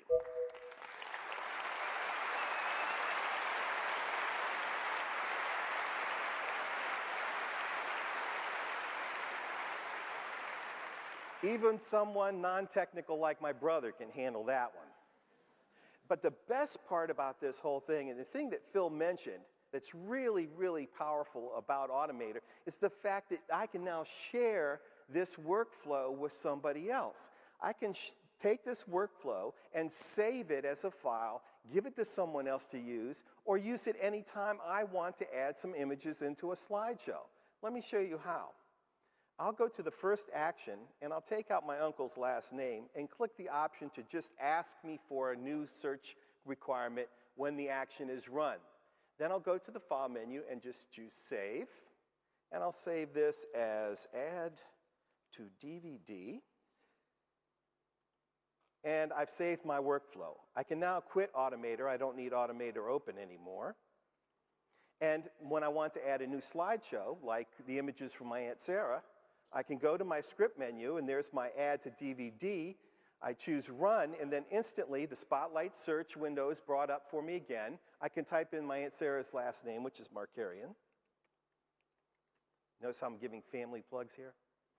And then choose Update Results. You can see that, yes, there are photos on here. I click Continue to continue the workflow. Again, Spotlight instantly went out, found all the images from my Aunt Sarah on my computer, added them into iPhoto, and then created a new DVD slideshow for me automatically.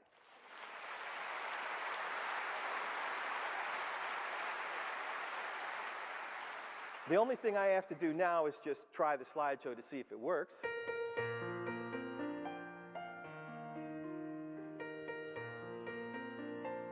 Great shots. I love those.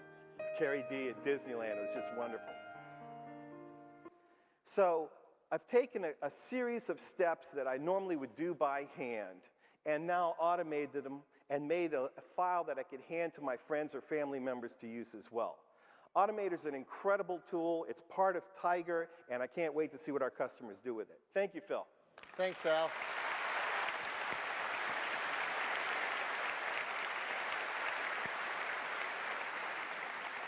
So that's Automator, the most powerful way to automate the tasks we use every single day.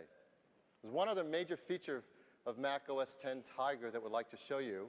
It's pretty innovative and really powerful, and it's called iChat. As you know, iChat has come with Mac OS X, and it first allowed us to be the best way to do instant messaging with our friends and family members and coworkers. And then in Panther, we added the ability to have iChat AV, both audio and video messaging environments where we talk to friends and families around the world, and this has been so well received.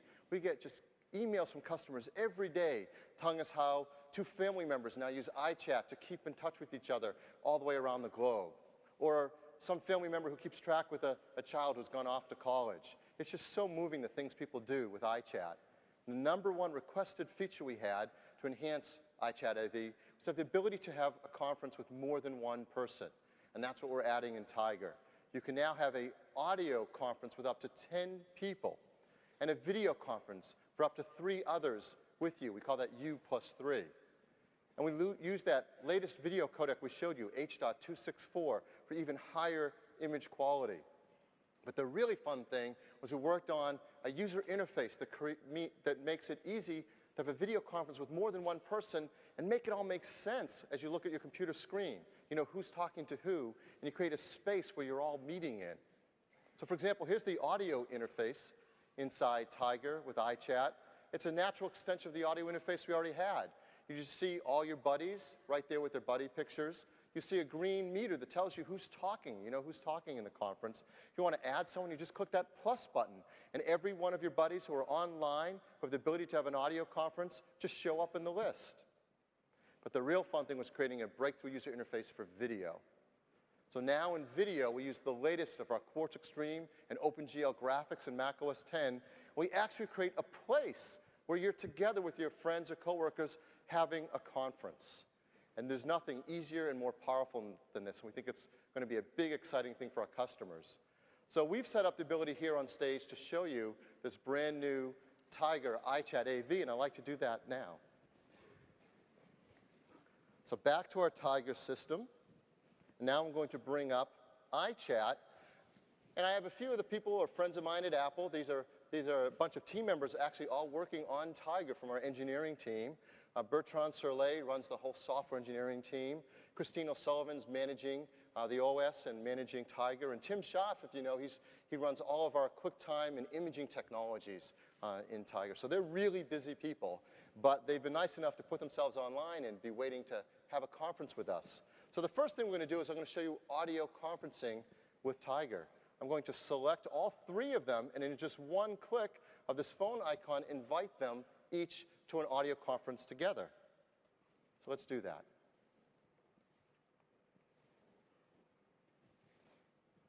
Hey, Tim. Hey, Phil. How you doing? Good. How are you? Happy to see you here. Just checking in from the Apple campus here in Cupertino. Hey, Tim. Yeah, Hi, so Phil. Tim. Hey, Christine. Hey, Bertrand. Hi, Phil. Good morning. Good morning. Now, That would be good evening. Tim is over in Cupertino in California, so he's talking to us from California. And the rest, Bertrand and Christine, this is very early in the morning for engineers to be up. So Hey, we work late all the time. yeah, they're probably happy they're on audio right now. That's true. Yeah. So Bertrand, how's macOS 10 going? I think it's going great. I mean, we still have some amount of work before we can ship a product, but I think it's looking great. Oh, I know you're almost done. No sense sugarcoating it. Okay, so what we're going to do, this is fun, but we'd really like to get to the video and show off this great video feature. So what we'll do is we'll disconnect, and I'm going to ask each of you to plug in your video cameras so we can do a video chat, okay? Sounds good. We do. Sounds good. All right, see you in a minute. Okay. All right, now, what they're doing, they're just plugging in their iChat video camera so that we can then see the icons pop up, and now they're all able to come on and do a video conference with us. Since Christine had the least chance to talk on that one, we'll invite her first. So we'll invite Christine to a video conference. And that's me, not Christine. Hey, Christine. Hi, Phil. How are you? Good, how are you? I'm doing really good. This is Happy great. I'm happy to be here and showing off Tiger. It's fantastic. Thanks. You look incredibly clear and beautiful there on screen, and big, beautiful iChat H.264 conferencing. Let's get Bertrand on the line as well. So I just click my plus button, and we invite Bertrand.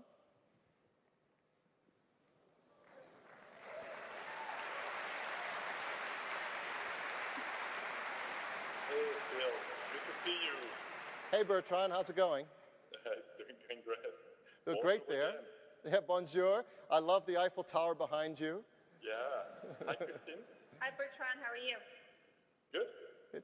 Okay, we've got Tim sitting by. Again, Tim's in California, so it's very, very early in the morning. So let's get him online.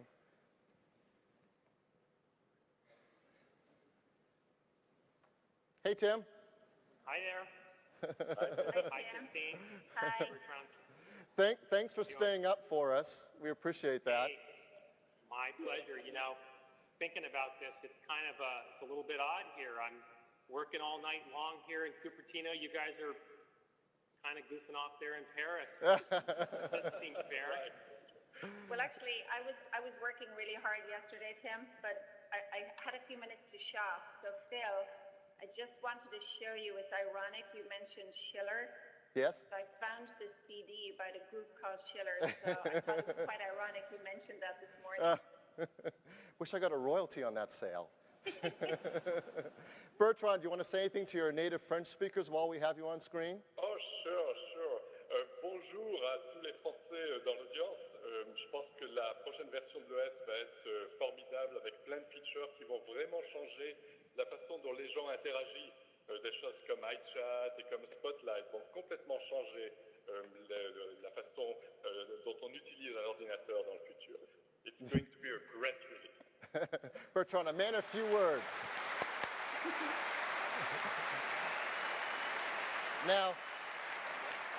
Now, before we're done, the feature I want to show you most of all is my favorite feature, which is let's make this full screen. Yeah, isn't that incredible?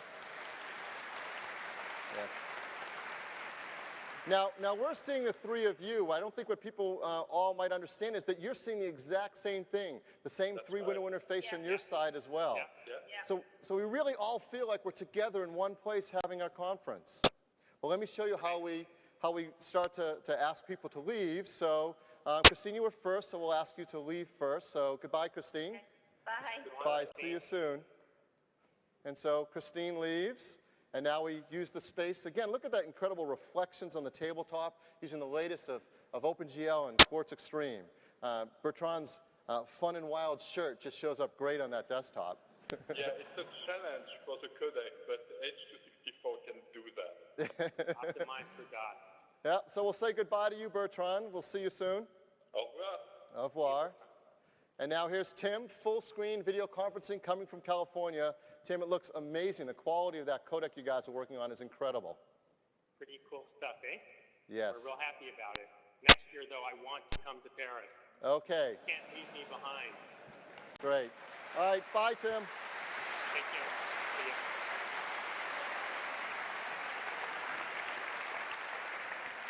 So that's iChat AV.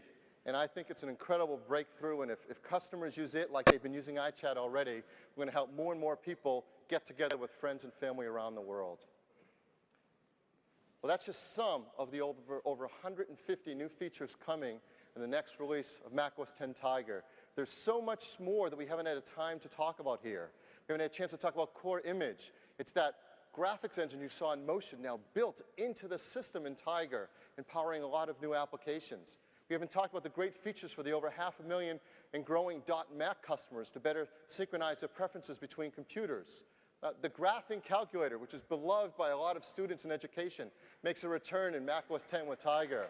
Yeah. Better integration with Mail and iPhoto. When people now mail you photos, you can add them right to iPhoto from within Mail. Safari, the ability to visit a website, and now with a single click, send that whole website, those web pages to someone else that you want to show it to, not just the URL, the whole web page. And parental internet control, so we can keep parents off the internet. No, that's so parents can protect their kids. Well, Tiger is coming in the first half of 2005, so we're really giving you a glimpse into what's happening next year and where the Mac is going. And also, for the first time at Apple Expo, we have stations set up in the booth with Tiger on them. So you get to be the first to go and check out all these innovative features for yourself. And there's a line on the slide. This is more than a year before Longhorn. Again, I'm not sure anyone knows when Longhorn's coming, but I know this is well in advance of that. So that's Tiger, and it's one of the greatest things happening and coming onto the Mac platform. And so I'm glad that we're able to show you some of the futuristic things we're doing. There is one other thing I'd like to talk about before we're done today. I'm not sure how interested you are, but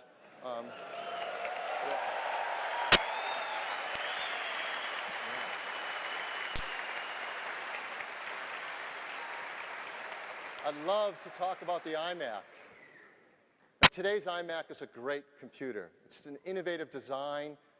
It's so beautiful with a 17-inch flat panel display that practically floats in the air on its aluminum neck, and you can position it anywhere you want it. It's got all the features you want built into that simple base.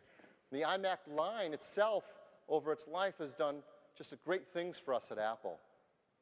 Over the last 6 years, we have sold 7.5 million iMacs. It is a little computer that really could. Yes. That's 2.38 iMacs per minute, every minute over the last 6 years. So it is really a great computer. But I think you all agree it's time for an entirely new iMac, designed new from the grounds up. And so that's what we've been hard at work at, redesigning an all-new iMac. One of the great things you can do when you design something new from the grounds up is you can stop and think, what makes the product so great? So you can really take advantage of that and think to live up to the vision of that product line. So we asked ourselves, what is the soul of an iMac? What's an iMac all about? And the answers, I think you may understand, but they really make sense. First of all, an iMac is all about the elegance of an all-in-one design. Really, no one else gets that in the computer industry. Only Apple has really understood how to make a beautiful all-in-one computer that we're proud to have in our living room, our den, in front of our small business. The iMac is also about extreme simplicity. It's got everything you need built into it and nothing you don't need. So it's simple and easy to use and just gets out of the way so you can do what you want without all the muss and fuss of cables and confusing system designs. It's also perfect for running the iLife applications. It is the best digital hub. You can run all your great iPhoto and iTunes and iMovie and iDVD exactly as you want it. And it's certainly known for the most innovative designs in this industry. Designs that aren't just to look good, but actually work better for you. Well, that's what the iMac's all about. Well, we've told everyone that the next iMac is going to be based on a G5 chip. Yes.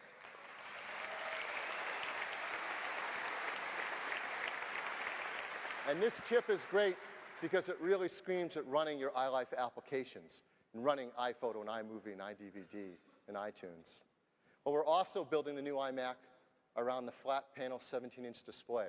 In our current line, that's been the most popular display, is the 17-inch flat panel. And it's perfect for working with your iLife applications and doing email and surfing the web. It's got a great screen real estate. But when it comes to design, that was the most interesting part in working on the all-new iMac. Because Apple's changed so much in the last few years. Our design just continues to leap ahead of anything that's been available in the industry, and we've learned how to do entirely new things. For example, the iPod. Never has a product been so beautiful and simple and live up to a dream of having all the music in the palm of your hand. So that really begs the question, what would the creators of the iPod do for their next computer? Well, I'd like to be the first to show you the all-new iMac. And that's what the new iMac looks like.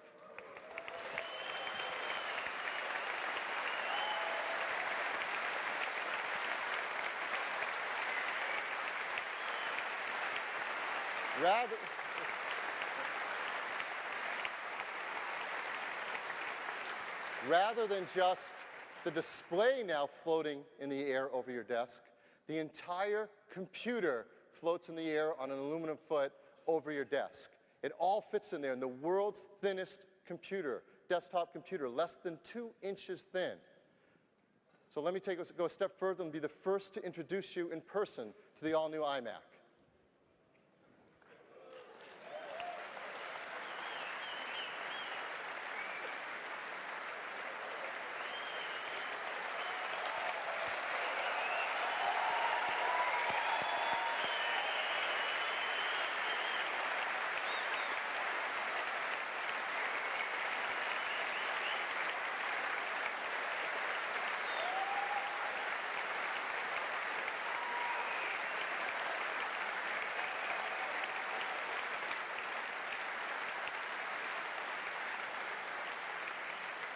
As you can see, it is the world's thinnest desktop computer, less than 2 inches thin, and everything fits together right behind the display. I think a lot of people are going to be asking, where did the computer go? It's around here somewhere, and I just can't find it. It's an amazing design. Just like the previous iMac, you can set your display anywhere you want, just as you want it to be. But it's all together in one simple package. All the I/O along the right-hand side together.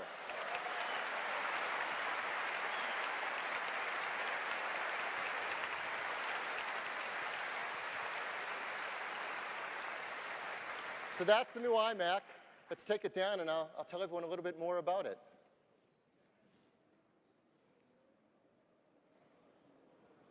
I know you missed it already. It'll be back at the end of the show. So the new iMac, here it is from the side. You see the slot load vertical super drive mounted right in the system, right by the display. Here it is from the front. Here it is with a keyboard and mouse. Just the simplest, most elegant design. Let's zoom in on that DVD drive area. There's the DVD coming out just where you'd want it. Let's see that again. It's so cool. So just where you expect the DVD to be. And inside the new iMac is an all-new design as well. It's a much faster system architecture. We get processors running up to 1.8 gigahertz on a PowerPC G5. A 600 megahertz system bus. That's dramatically faster than before. Memory, 400 megahertz DDR memory, expandable now up to 2 gigabytes of memory. Serial ATA drives, AGP 8X graphics, so much faster system architecture. All right, back to the design. You probably noticed I didn't see the speakers there. There were no speaker grills. Well, we've designed the speakers so they're mounted on the bottom and reflect off the desktop, bounce right back up to you, but sound the same as if they're pointed frontwards. Here it is from the side with a keyboard. One of the great things about this design with its small footprint is when you're not using a keyboard, it just slides right under the display on that stand. Here it is from the back. We like to joke that the back of our computer is more beautiful than the front of anyone else's computer. Plug-in power. And if you use the optional airport networking and optional Bluetooth wireless for your keyboard and mouse, that's all you need to plug in. That's it. One power cord and you're up and running doing everything you need to do on the internet with your wireless keyboard and mouse. It can be that simple if you choose it to be. Let's zoom in on the I/O. Again, it's all aligned, more accessible than it's ever been on any personal computer. And to walk down those I/O connectors, there's audio line in, headphone and now optical audio out, VGA composite and S-video out. Teachers love that feature. 3 USB ports, 2 FireWire ports, a modem, Ethernet, and the power button. Everything you need, nothing you don't need. And there are so many attentions to detail that you'll realize as you start to own and live and use the computer. For example, the power button is exactly opposite the sleep light on the front. So when it's asleep and if you want to reach the power button, you know exactly where it is. And it's the only thing that stands out on the back surface so you can feel it, and it's the one thing that's proud of the surface. Let's go back to the back again. We've also made it easy for our customers to access the insides of the iMac to upgrade memory or airport wireless. So you just unscrew 3 screws on the bottom, and then the back comes right off. Yep.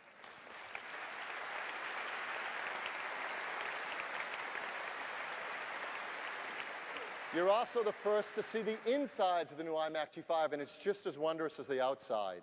There's the G5 module. As you know, it was quite an engineering feat to fit a G5 in here. Not only did we fit it in there and make it fast and cool, we also made it quiet. There's 3 computer-controlled fans that are managed by the system, and it's quieter than a whisper. We actually measured the volume in decibels of a whisper, and the iMac running is quieter than a whisper. You see the hard drive, it's the green area above the G5 module. The optical drive is on the other side. And here's where you add memory and airport. Let me highlight those for you. So it's very easy to add memory and airport and then screw it and put it right back together. So the new iMac is an incredible product, inside and out. But what's it like to own one? Well, what if you want to buy one? Well, we have a configuration that starts at $12.99 US. That's for a 17-inch iMac. Yep.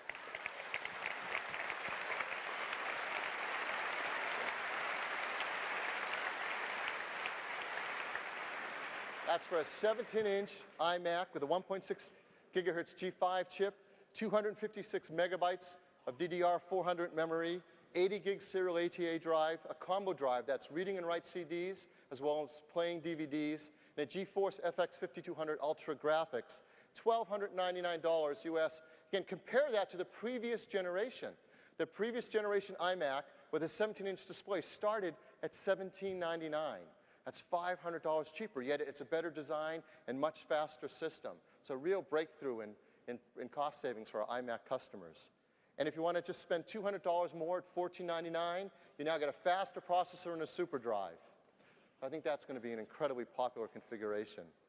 So that's the new iMac. For example, in France here in euros, that's $13.99 including value-added tax, $16.29 with that.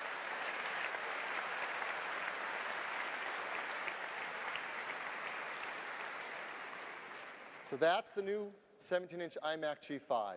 But just so it won't be lonely, I'd also like to introduce the new 20-inch iMac G5.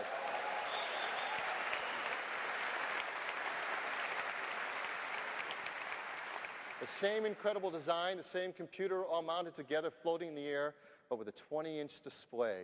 That's got a resolution of 1680 by 1050, an incredible desktop environment. Here it is from the side. It's just 2.2 inches thin, amazingly thin, powerful desktop computer. Its configuration adds the 20-inch display and twice as big a hard drive at 160 gigabytes for $18.99 US. Again, compare that.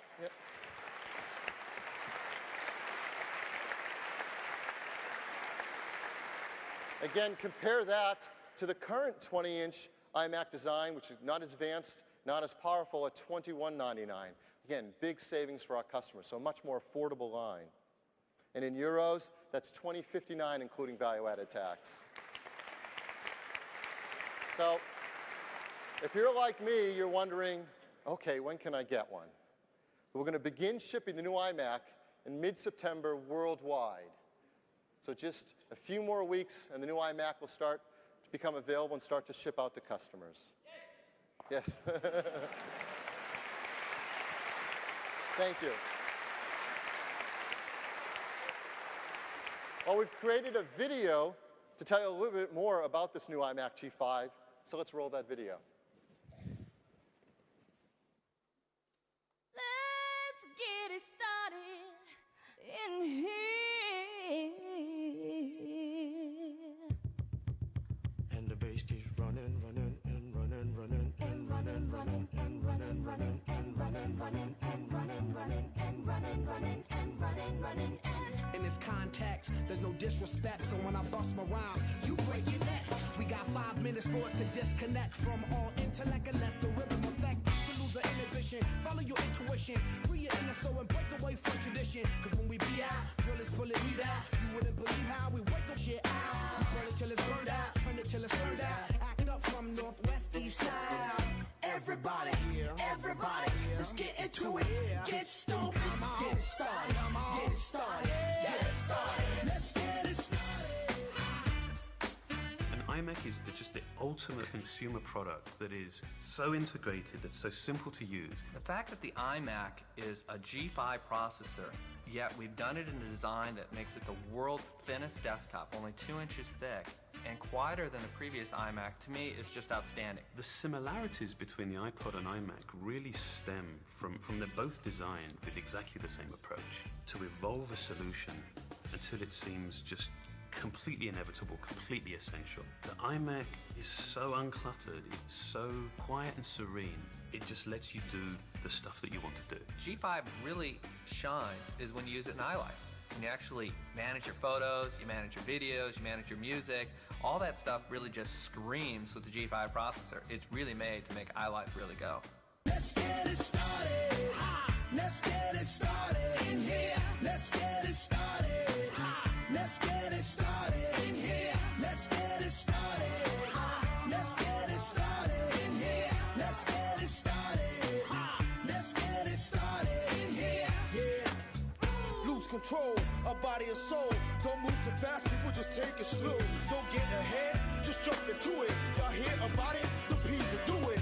Get started, get stupid. Don't worry about it, people will walk you through it step by step like an infant new kid. Inch by inch with a new solution. Transmit hits with no delusion. The feeling's irresistible and that's how we move it. Yo, everybody, everybody, let's get into it.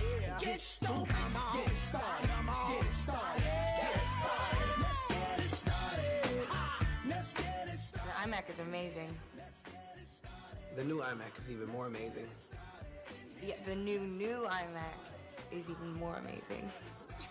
If you wanted to do music, do a movie, take pictures, store pictures, surf the internet, go online and see your friend in Perpignan, France with your little iCamera, GarageBand, QuickTime, see movies, DVDs. This is all you need in the home. You got it right there. This iMac right here.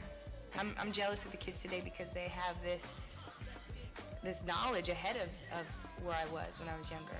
And I only wish that I could have had this. I genuinely think this is one of our designs that has really clicked, that somehow there's a sort of a harmony and a wholeness to the solution that it just feels really right. Everybody, everybody, let's get into it. Get stupid, get it started, get it started, get it started.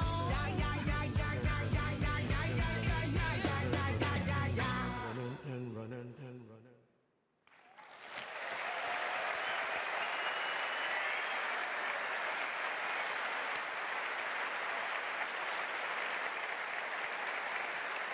So that's the new iMac G5. And And I'm so glad that we're able to introduce it here in Europe at Apple Expo. And for those of you who attend our booth over in Apple Expo, we have the first viewing of the all-new iMac G5 in person. You can go and use it and touch it and move it around and get to experience its incredible performance and incredible design. And just like the iPod, which was a breakthrough design that made it possible for us to carry our entire music library in the palm of our hands, so now we have the world's thinnest desktop computer that brings a whole new way to have our whole digital life on our desktop, all our movies and pictures and music. And it really is a breakthrough in personal computing. And I think that's what Apple is all about. Well, thank you very much for joining us here at the start of Apple Expo, and we'll see you around the show. Thank you. Everybody, let's get into it. Get stupid, get it started, get it started, get it started. Let's get it started. Let's get it started in here. Let's get it started. Let's get it started in here. Let's get it started. Let's get it started in here. Let's get it started. Let's get it started in here. Yeah. Lose control of body and soul. Don't move too fast, people just take it slow. Don't get ahead, just jump into it. Y'all hear about it? The P's will do it. Get started, get stupid. Don't worry about it, people will walk you through it step by step like an infant new kid. Inch by inch with a new solution. Transmit hits with no delusion. The feeling's irresistible and that's how we move it. Yo, everybody, let's get into it. Get stupid, get it started.